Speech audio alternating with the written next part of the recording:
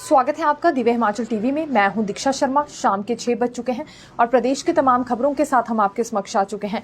कई latest updates आज इस बुलेटिन में हम आपके साथ साझा करने वाले हैं। देखिए, विशेष तौर से क्योंकि दिल्ली में कांग्रेस हाईकमान की बैठक चल रही थी, प्रत्याशियों को लेकर भी इसमें चर्चा होनी थी और साथ ही साथ चुनावों को लेकर हिमाचल प्रदेश में रणनीति क्या रहने वाली है कांग्रेस की, इस पर भी चर्चा होने वाली थी। तो इससे जुड़ी जानकारी हम आपके लिए लेकर आए हैं।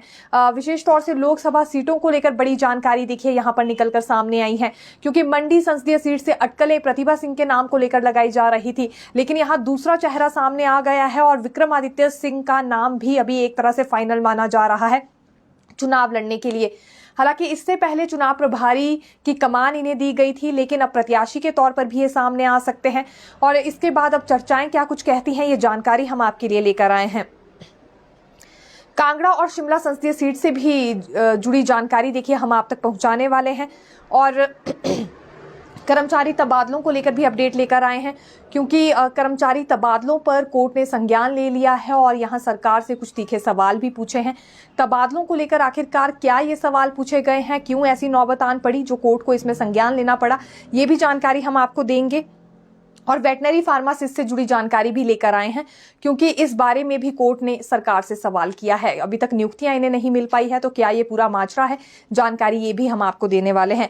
लेकिन शुरुआत उन बेरोजगार युवाओं से करना चाहेंगे जिनके पोस्ट कोर्स का रिजल्ट अभी तक घोषित नहीं हो पाया है और एक और पेज यहां पर फंस गया है। दरअसल लोक सेवा आयोग की ओर से कुछ के फॉर्म्स यहां पर रिजेक्ट कर दिए गए हैं और बड़ा कारण उसका ये है कि जो फीस को लेकर इनकी ओर से क्लेम किया गया था वो सही नहीं पाया गया है, यानी कि फीस को लेकर जिन्होंने प्रूफ दिखाया था वो सही नहीं पाया गया है। अब देखिए ये पूरी कहानी क्या है। लोक सेवा आयोग की ओर से उन अभ्यर्थियों को छूट दी गई थी फीस के मामले में जो कि अभ्यर्थी पहले ही फीस डिपॉजिट करवा चुके थे हमीरपुर कर्मचारी चयन आयोग में। तो ऐसे कुछ अभ्यर्थियों की ओर से फॉर्म डिपॉजिट किए गए, लेकिन उसके बाद ये पाया गया है कि जो फीस को लेकर प्रूफ उन्होंने दिया है वो सही नहीं है, जिस वजह से इनके फॉर्म्स रिजेक्ट हो गए हैं। लोक सेवा आयोग की ओर से पूरी जानकारी ये वेबसाइट पर डाल दी गई है, जो भी अभ्यर्थी हैं वहां पर जाकर चेक कर सकते हैं। इसमें आयुर्वेदिक फार्मेसी ऑफिसर के 41 पद, जीओए के 42 पद और जूनियर ऑडिटर क्लास के 3 पदों के लिए आवेदन किए गए थे। 37 पदों के लिए आवेदन किए गए थे। हालांकि कुल ये 526 अभ्यर्थी बताए जा रहे हैं जिन्होंने पहले आवेदन किया था। इसमें पोस्ट कोड 1025, 1036 और 1072 शामिल है, जिनमें फॉर्म्स में गड़बड़ी पाई गई है या फीस को लेकर जो क्लेम नहीं कर पाए हैं। तो ऐसे ही अभ्यर्थियों के लिए देखिए ये जानकारी हम लेकर आए हैं। वो समय रहते ही बिल्कुल जाकर चेक कर सकते हैं, या उन्हें उनका दिया गया प्रूफ अगर फीस को लेकर ठीक है तो उसे भी लोक सेवा आयोग में जाकर वो जानकारी दे सकते हैं, उससे संबंधित भी। दोबारा से अभ्यर्थी फीस ना दे, इसके लिए ये व्यवस्था बनाई गई थी, लेकिन जानकारी कुछ इस तरह से निकलकर देखिए सामने आई है। अगली बात हम पॉलिटिकल सिनेरियो से जुड़ी करना चाहेंगे, क्योंकि भाजपा के प्रदेश अध्यक्ष डॉक्टर राजीव बिंदल की ओर से चेतावनी ही कुछ ऐसी दी गई है। इसमें डॉक्टर राजीव बिंदल का ये कहना है कि एक दफा फिर कांग्रेस की शिकायत लेकर ये चुनाव आयोग जाने वाले हैं। कारण ये है कि कुटलहर में देखिए, क्योंकि कांग्रेस के पूर्व विधायक थे देवेंद्र भुट्टो, हालांकि फिर उनकी सदस्यता रद्द हो गई और अब भाजपा से वो वहां पर उपचुनाव लड़ने जा रहे हैं। तो इसी बीच मुख्यमंत्री की ओर से एक स्टेटमेंट दी गई थी कि देवेंद्र भुट्टो को कुटो। तो ये कुटो वर्ड यहां पर क्यों इस्तेमाल किया गया, भाजपा इस पर सवाल उठा रही है। और ये भी डॉक्टर राजीव बिंदल का कहना है कि कांग्रेस पूरी तरह से बौखलाहट में आ गई है, इस बात से घबराई हुई है कि उनकी हार बहुत बुरी तरह से होने वाली है, इसीलिए इस तरह के शब्दों का इस्तेमाल किया जा रहा है। एक चुने हुए प्रतिनिधि के लिए, जिसके पीछे इतने कार्यकर्ता समर्थक है, उसके लिए ऐसे शब्दों का इस्तेमाल करना दुर्भाग्यपूर्ण है। इसलिए चुनाव आयोग के पास अब ये शिकायत लेकर एक दफा फिर पहुंचने वाले हैं और इसमें कांग्रेस के ऊपर कार्रवाई की जाए, ये भी मांग रखने वाले हैं। डॉक्टर राजीव बिंदल ने एक तंजौर कसा है कि 12 से 14 कैबिनेट रैंक तो कांग्रेस सरकार में दे दिए गए, लेकिन इस बीच सरकारी नौकरी युवाओं को एक भी नहीं दी गई है। यंगस्टर्स भी कांग्रेस का साथ इस बार नहीं देने वाले हैं, क्योंकि उम्मीदें उन्हें कांग्रेस सरकार से बहुत थी, लेकिन कांग्रेस सरकार उस पर खरी उतरती हुई साबित नहीं आई है, खरी उतरती हुई एक तरह से नजर नहीं आई हैं। इसी वजह से अब ये परेशानियां कांग्रेस को देखनी पड़ रही है और कांग्रेस के नेता भी उससे बागी हो रहे हैं, भाजपा का हाथ थाम रहे हैं। और कारण ही ये है कि हर किसी को कांग्रेस ने प्रताड़ित किया है। ये डॉक्टर राजीव बिंदल की ओर से आज स्टेटमेंट दी गई है। देखिए, नई शिक्षा नीति का यहाँ पर विरोध हो रहा है और ये कॉलेज टीचर एसोसिएशन की ओर से ही विरोध किया जा रहा है। दरअसल डिग्री कॉलेजेस में भी, क्योंकि नए सेशन से ये नई शिक्षा नीति शुरू होने जा रही है, लेकिन इन टीचर्स का ये मानना है कि नई शिक्षा नीति तब शुरू होनी चाहिए अगर बेसिक सुविधाएं भी वहां पर उस प्रकार से दी जा रही हो, यानी कि इंफ्रास्ट्रक्चर भी नहीं है, प्रोफेसर के पद भी खाली चल रहे हैं और इस बीच बात की जा रही है नई शिक्षा नीति लागू करने की। ये संभव नहीं हो पाएगा जब तक मूलभूत सुविधाएं ही कॉलेज में पूरी नहीं होंगी। इसीलिए अभी नई शिक्षा नीति को ऐसे डिग्री कॉलेजेस में शुरू ना किया जाए जहां पर स्टाफ भी नहीं है, इंफ्रास्ट्रक्चर भी नहीं है। आज इनकी ओर से ये बात स्पष्ट तौर पर रख दी गई है और अगर इनकी बात नहीं मानी जाएगी तो फिर ये अगला कदम भी उठाएंगे, अगले कदम को लेकर भी रूपरेखा तैयार करेंगे। ये जैसा कि हमने कहा, कॉलेज टीचर एसोसिएशन की ओर से ये विरोध किया गया है। देखिए, आज एक और नई जानकारी सामने आई है। अभिषेक मन्नू सिंघवी सभी जानते हैं, ये कांग्रेस की ओर से प्रत्याशी थे राज्यसभा सांसद के चुनाव के लिए और हिमाचल प्रदेश में इस बार राज्यसभा सांसद का चुनाव काफी ज्यादा रोचक रहा क्योंकि दोनों प्रत्याशियों को 34-34 वोट मिल गए थे और उसके बाद फिर पर्ची सिस्टम से प्रत्याशी को घोषित किया गया और पर्ची में जो नाम निकलकर सामने आया था वो हर्ष महाजन का था, जो कि भाजपा की ओर से प्रत्याशी थे। अब इसी बात का विरोध यहाँ कांग्रेस की ओर से पहले भी जताया जा रहा था क्योंकि अभी तक ये बात सियासत में बनी हुई है कि ज्यादा एमएलएस की संख्या के साथ भी कांग्रेस हार गई। लेकिन अभिषेक मन्नू सिंघवी ने पहले भी इस पर अपना रोष जाहिर किया था और आज ये हाईकोर्ट का दरवाजा खटखटाने के लिए शिमला आए थे। आज इन्होंने कोर्ट में याचिका दायर की है और ये जो पर्ची सिस्टम की प्रक्रिया से पूरा किया गया था चुनाव, इसे लेकर चुनौती दी है। उनका ये कहना है कि लॉटरी सिस्टम ठीक नहीं है। दोनों प्रत्याशियों को 34-34 वोट पड़े थे, उसके बाद फिर पर्ची सिस्टम से यहाँ पर प्रत्याशी को चुना गया सांसद के तौर पर। ये उचित नहीं है, ये धारणा गलत है और इसी को लेकर आज इन्होंने कोर्ट में याचिका दायर की है। चुनौती दरअसल इस प्रक्रिया को इन्होंने दी है। हालांकि आने वाले दिनों में क्या कुछ होता है ये हम देखेंगे। जिला ऊना से भी देखिए एक बड़ी जानकारी निकलकर सामने आई है। यहाँ पर खनन अधिकारी पर केस दर्ज कर लिया गया है पुलिस की ओर से और खनन अधिकारी पर इसी वजह से केस दर्ज हुआ क्योंकि ये खुद अवैध खनन को अंजाम दे रहे थे, रेत का खनन ये कर रहे थे। फाइल में जो इनकी ओर से इंफॉर्मेशन दर्ज की गई थी वो काफी कम थी, हालांकि उसके मुकाबले ये तकरीबन 80 करोड़ तक का घोटाले को अंजाम दे चुके थे, जिस वजह से इन पर कार्रवाई हुई है। मामला दर्ज हो गया है और राज्य सरकार को भी देखिए ये धोखा दे रहे थे क्योंकि अवैध खनन वहां पर हो रहा था और ईडी को जैसे ही इसकी सूचना मिली तो बिल्कुल वहां पर जांच की गई और देखने में ये आया कि खनन अधिकारी न जाने कितने समय से वहां पर अवैध रेत की खनन को अंजाम दे रहा था। और यहाँ 2 से 3 आरोपी हैं फिलहाल जिनकी गिरफ्तारी हो गई है। इनकी जो संपत्ति है उसे भी पूरी तरह से फ्रीज यहाँ पर कर लिया गया है। अब इस मामले में और ज्यादा पूछताछ होनी है और 80 करोड़ देखिए काफी ज्यादा है, इतना बड़ा घपला हुआ है, यानी कि सीधे तौर पर राज्य सरकार के खजाने को नुकसान पहुंचाने की कोशिश इस अधिकारी की ओर से हुई है। तो अब ईडी इसे बख्शेगी नहीं, और ज्यादा पूछताछ होगी, जांच होगी और ऐसे ही और भी अधिकारियों को गिरफ्त में लिया जा रहा है जो कि सरकार की आड़ में बैठकर अवैध गतिविधियों को अंजाम दे रहे हैं। अब पॉलिटिकल सिनेरियो पर आना चाहेंगे क्योंकि हर किसी की निगाहें देखिए मंडी संसदीय सीट पर बनी हुई है। हॉट सीट वो मानी जा रही है और हॉट सीट तब ज्यादा बन गई जब बॉलीवुड एक्ट्रेस कंगना रनौत को भाजपा ने वहां से अपना प्रत्याशी बना लिया। उसके बाद सेंटर पॉइंट ही एक तरह से हिमाचल प्रदेश में मंडी नजर आ रहा है और हिमाचल ही क्यों बाहरी राज्यों की नजर भी बिल्कुल हिमाचल प्रदेश की मंडी संसदीय सीट पर बनी हुई है।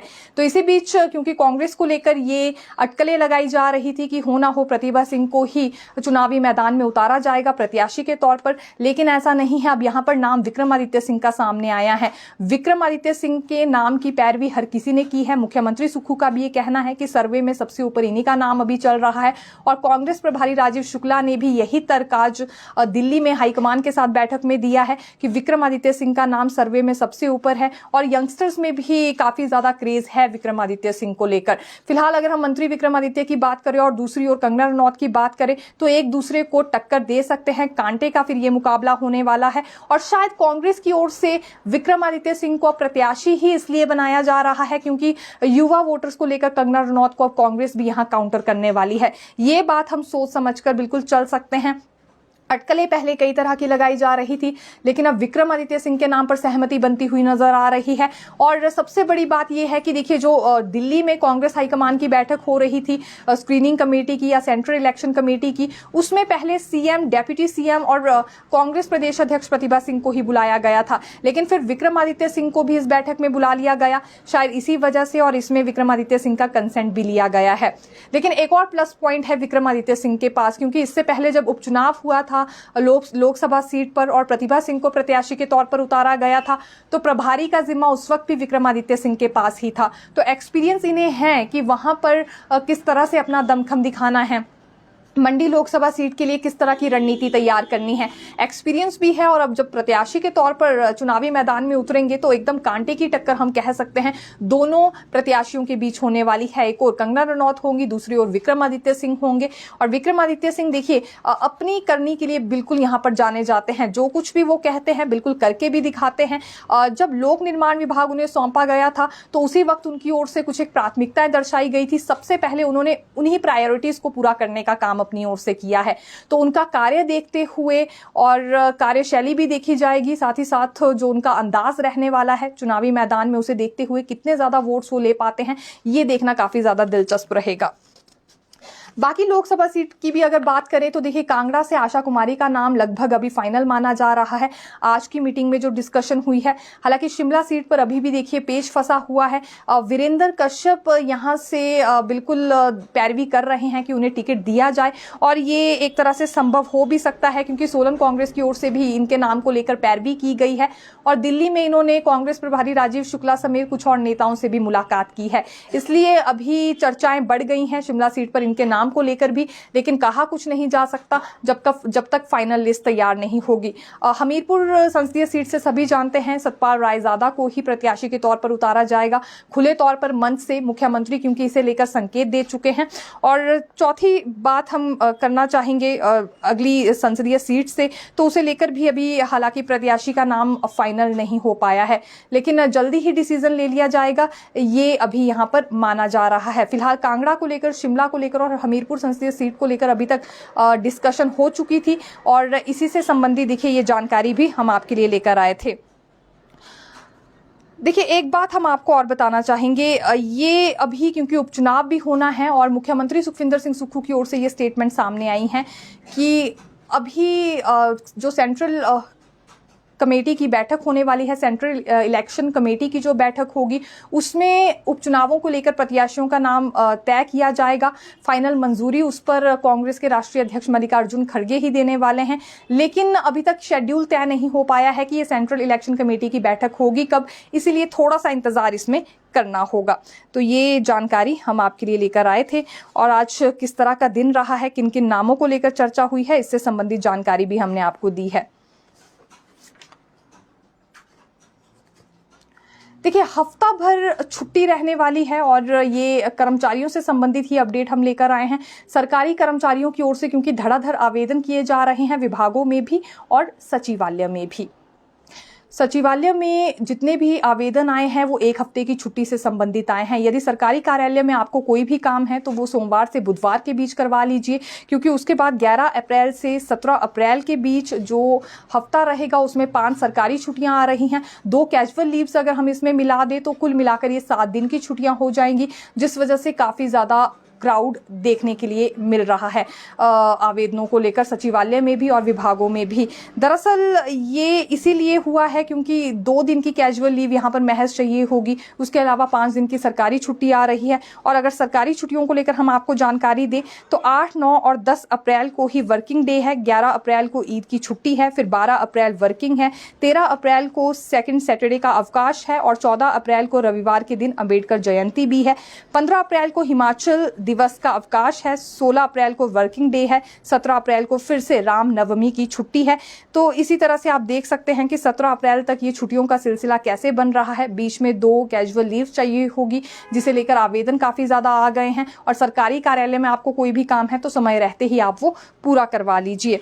जेपी नड्डा की शपथ से जुड़ी जानकारी भी आपको दे देते हैं। पहले ये हालांकि राज्यसभा सांसद हिमाचल से थे, लेकिन अब गुजरात से बन गए हैं और आज इन्होंने भी अपनी शपथ ली है। उपराष्ट्रपति जगदीप धनखड़ ने नई दिल्ली में इन्हें पद एवं गोपनीयता की शपथ दिलाई है। तो ये भी एक छोटी सी अपडेट जो कि आज हम आपके लिए लेकर आए थे। अब कर्मचारी तबादलों पर आना चाहेंगे और शिक्षा विभाग से जुड़ी ये जानकारी हम लेकर आए हैं। कोर्ट ने दरअसल काफी तीखे सवाल पूछे हैं इस बीच शिक्षा विभाग से भी और सरकार से भी, और ये तबादलों को लेकर सवाल हुए हैं। कुछ एक कर्मचारियों को डीओ के माध्यम से तबादले दिए जा रहे थे, जबकि प्रशासनिक कार्य से उनका कोई लेना देना नहीं था। यही सवाल कोर्ट ने किया है कि जब प्रशासनिक कार्य से इनका कोई लेना देना नहीं है तो डीओ के माध्यम से ये तबादले क्यों हो रहे हैं। दूसरी बड़ी बात उन्होंने ये भी पूछी है कोर्ट की ओर से, जो दूसरा सवाल है वो ये है सरकार से कि बाहरी शक्तियों के दबाव में आकर तबादलों को रोकने के लिए अभी तक क्या कुछ फैसले लिए गए हैं। दरअसल इसमें हाईकोर्ट ने 20 जुलाई 2021 को विस्तृत आदेश पारित किए थे, लेकिन इन पर कोई अमल नहीं लाया गया है। तबादलों को लेकर कोई नियमों का पालन नहीं हो रहा है। अभी भी सिफारिश पर हर किसी के ट्रांसफर्स हो रही हैं, फिर चाहे जरूरत है नहीं है, और इसी को देखते हुए कोर्ट ने यहां पर कड़ा संज्ञान लिया है। और तो और एक कांग्रेस नेता की सिफारिश पर कर्मचारी का तबादला हुआ था, जिसे कोर्ट ने रद्द कर दिया है। तो इस तरह का मामला भी ट्रांसफर्स को लेकर यहां सामने आया है। वेटनरी फार्मासिस्ट को लेकर भी जानकारी देना चाहेंगे, क्योंकि इन्हें लेकर भी तीखा सवाल कोर्ट की ओर से किया गया है। वेटनरी फार्मासिस्ट को अभी तक नियुक्ति क्यों नहीं दी गई? सीधी भर्ती के माध्यम से जो नियुक्तियां होनी थी, इसमें इतनी ज्यादा देरी क्यों हो रही है? ये सवाल भी पूछ लिया गया है और 2 हफ्ते के भीतर सरकार को इसमें जवाब भी हाईकोर्ट को दायर करना होगा। हालांकि जवाब क्या दिया जाता है ये देखना काफी ज्यादा रोचक रहेगा, क्योंकि देखिए सबसे बड़ी बात यह है कि 23 सितंबर 2023 को लोक सेवा आयोग की ओर से पोस्ट कोड 958 का रिजल्ट घोषित कर दिया गया था। उसके बाद यहां पशुपालन विभाग की ओर से दस्तावेजों की जांच भी हो गई थी, लेकिन फिर बीच में ग्राम पंचायत पशु सहायकों ने गेम खेल ली और ये कोर्ट का दरवाजा खटखटाने चले गए, जिसके बाद इन नियुक्तियों पर रोक लग गई थी। लेकिन अब हाईकोर्ट ने रोक को वापस लेते हुए ये कहा है कि नियुक्तियां बिल्कुल यहां वेटनरी फार्मासिस्ट को दी जा सकती हैं, और ये जो ग्राम पंचायत पशु सहायक हैं ये इस पर क्लेम नहीं कर सकते हैं। तो इतना ज्यादा समय क्यों लग रहा है? जल्दी इन्हें नियुक्तियां दी जाए, हुबहू वैसे ही जैसे पहले 286 अन्य अभ्यर्थियों को दी गई थी। हालांकि अब देखना होगा कि ये मामला किस तरह का रहता है, क्योंकि अगर नियुक्तियां जल्दी देनी भी होंगी सरकार को तो पहले चुनाव आयोग को मामला भेजना होगा मंजूरी के लिए, और इसमें भी थोड़ा सा समय लग जाएगा। लेकिन अगर चुनाव आयोग की अनुमति समय से मिल जाती है तो जून से पहले यहाँ वेटनरी फार्मासिस्ट को नियुक्तियां मिल जाएंगी। धर्मशाला से भाजपा की टिकट पर सुधीर शर्मा चुनाव लड़ रहे हैं, और आज इनकी ओर से भी एक और बात कही गई है। एक बड़ी स्टेटमेंट इन्होंने दी है, जिसमें इनका कहना है कि पर्यटन विभाग की ओर से चंडीगढ़ में कार्यक्रम आयोजित किया जा रहा है और ये हयात होटल में किया जा रहा है, जबकि हिमाचल भवन है वहां पर, लेकिन उसके बावजूद भी हयात होटल का इस्तेमाल यहाँ पर क्यों हो रहा है? एक और व्यवस्था परिवर्तन का रोना सरकार रोती है, आर्थिक स्थिति को लेकर भी रोती है, और फिर ऐसे नामी होटल्स में यहाँ पर कार्यक्रम आयोजित किए जा रहे हैं। दूसरा आरोप इन्होंने ये भी लगाया है कि इसमें एशियन डेवलपमेंट प्रोजेक्ट के तहत कुछ एक प्राइवेट इन्वेस्टर्स को हिमाचल के प्रोजेक्ट्स दिए जाएंगे। ये हिमाचल फॉर सेल का जो नारा दिया गया था उसे बढ़ावा कहीं ना कहीं कांग्रेस सरकार दे रही है।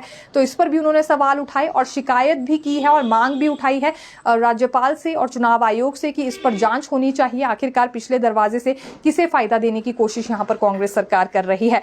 ये आज सुधीर शर्मा की ओर से एक स्टेटमेंट सामने आई है, वीडियो के जरिए इन्होंने अपनी बात कही है।